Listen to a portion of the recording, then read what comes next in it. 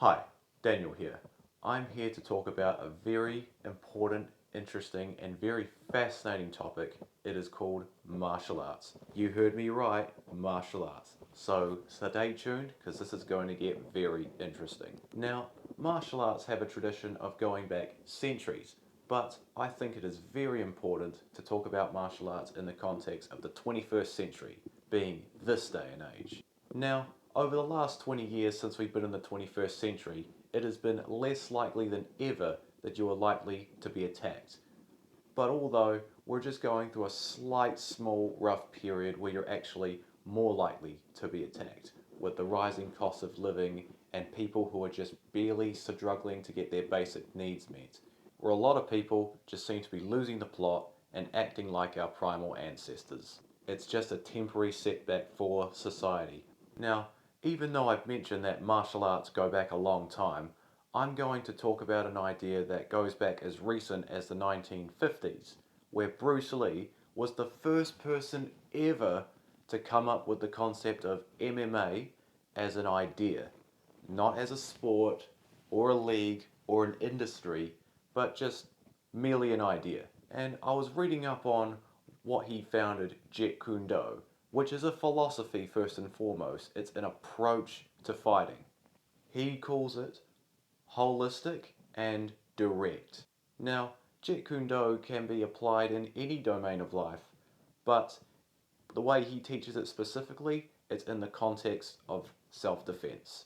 I also wanted to touch upon some of the martial arts that he learned specifically and used to develop the techniques to his fighting, which were Taekwondo, boxing, fencing, catch wrestling, and Wing Chun, amongst other things that he probably would have done as well. Now, my martial arts repertoire is Muay Thai, Kali, which is the Filipino martial arts, Shui Xiao, which is the Chinese approach to judo, parkour, and karate. Even though parkour is not a martial art technically speaking, all it is an effective means to get away when you're getting overwhelmed by too many enemies and you've got to make a run for it. And what's good about Kali is that it's a weapons based martial art system, which teaches you how to fight with weapons against an opponent with weapons, and also to fight without weapons against an opponent with a weapon such as a knife or a dagger, which is something that's very, very effective because there are very few martial arts that just focus on weapon defense specifically, even though it can be there minorly in most martial arts. It's just not very strong emphasis in most other fighting styles. And then you have an effective grappling art, such as Shui Xiao or Judo, which can help you gain an advantage to get your opponent on the ground before they can harm you. Then you have the effective striking arts, such as Muay Thai and Karate, which are stand-up based fighting systems, which can help you fend off enemies through multiple attacks of someone coming from that way, someone coming from that way, people coming from multiple directions.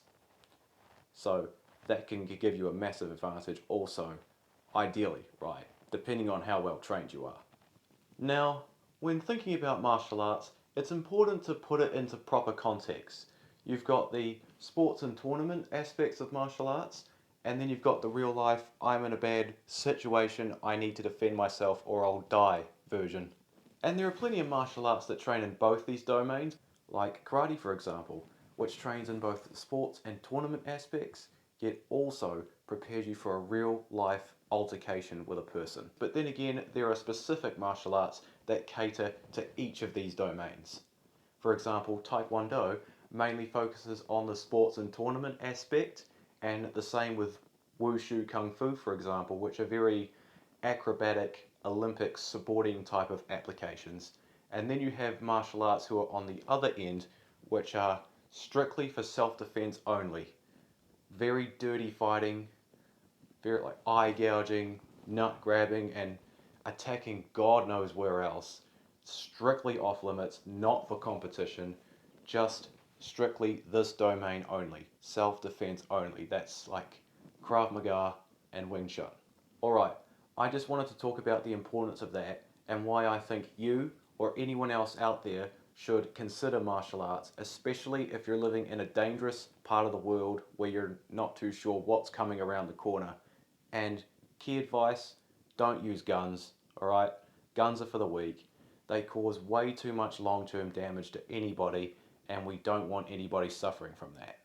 And one last thing I'll say about the sports and tournaments aspects of martial arts, as well as the self-defense aspects of martial arts, is sports like karate combat and MMA are fought within a very narrow context, such as there being in an environment where there's lots of rules, there's one-on-one, there's all these regulations as to where you can't hit your opponent, can't eye gouge, can't nut grab, can't do any of these things. There's no weapons allowed, there's no more than one opponent, all these sorts of rules which create a very tough illusion that you could use this in a real fight.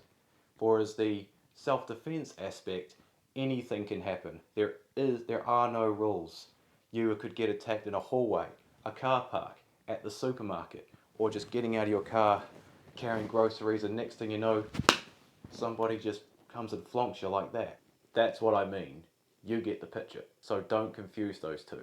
I'm not saying you have to practice it for this purpose or that purpose. Just ask yourself, why am I practicing this martial art in the first place? That's the important thing. I'm not saying the sports and tournament aspect of martial arts is wrong.